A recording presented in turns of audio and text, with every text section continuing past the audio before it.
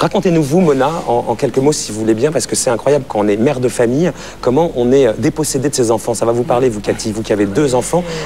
On en fait des petits robots de ses enfants pour qu'ils aient aucun affect avec leur maman et leur papa. Ça, on s'en rend pas compte. Bien sûr, mais ça se passe comment? On est concrètement, c'est dès que l'enfant est là, on le prend, on le met avec une scientologue qui est habilitée, ou un scientologue, qui va le garder pendant 12 ans et qui, lui, est habilité en quelque sorte à gérer l'éducation de ce futur adepte.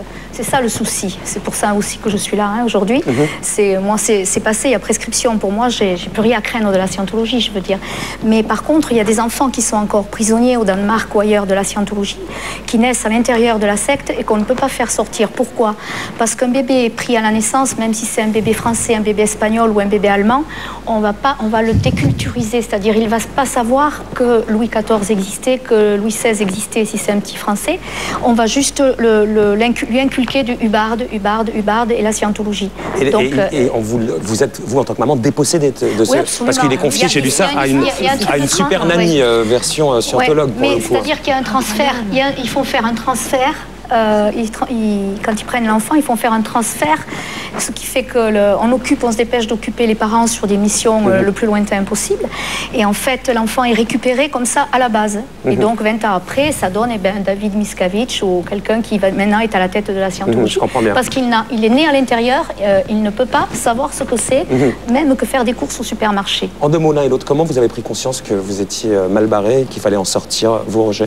Alors, fort heureusement, la scientologie a ce qu'elle appelle un système de justice qui est complètement absurde, ce qui fait qu'ils ont voulu m'entraîner dans leur système de justice, et comme il est extrêmement injuste, j'ai pas marché parce que c'est un sacré sale caractère quand je vis.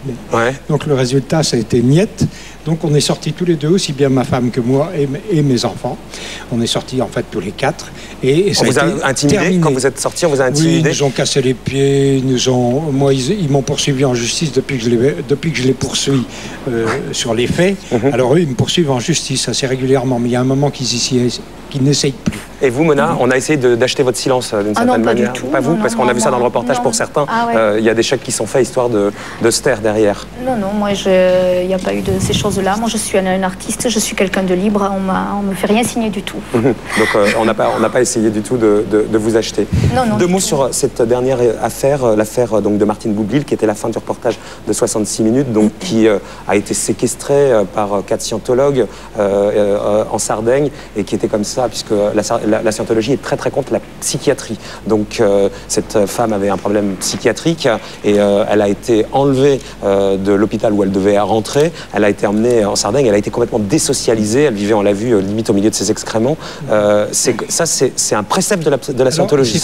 C'est un procédé bien particulier que Bard a inventé et par lequel il prétend qu'il va remplacer carrément la psychiatrie dans son ensemble. Il prétend qu'avec ce procédé qui s'appelle le procédé d'introspection, il va remplacer la psychiatrie, qui n'a plus besoin de psychiatrie. Donc comme ça, il vous retire du monde. Les scientologues qui sont autour n'ont pas le droit de parler. Vous êtes dans un mutisme total et vous êtes comme ça coupé du monde pendant des mois. Complètement, donc vous devenez complètement dingue puisqu'il n'y a personne qui vous parle autour de vous alors que vous voudriez parler vous. C'était le cas de Martine Boublil qui n'était pas... Là, il y a une enquête qui est en cours, donc on va attendre qu'elle aboutisse. Mais manifestement, en tout cas, c'est ce qu'on a appris dans le sujet. Je vais parler aussi au téléphone, donc je sais un petit peu... Vous savez de quoi il s'agit. José, ça vous inspire quoi? On a l'impression que ça je suis très impressionné par le travail vous savez, psychologique. Moi, je bois. Vous écoutez tout ça, Bah oui. Ouais, ça fait flipper quand on voit le sujet, vous, Cathy? Ah mais non, ça fait flipper. Puis, ce qui fait flipper, c'est juste de voir toute une famille comme ça qui se laisse entraîner et qui va à fond avec ces gens. Je sais pas, même là, est-ce que vous expliquez le fait de se faire...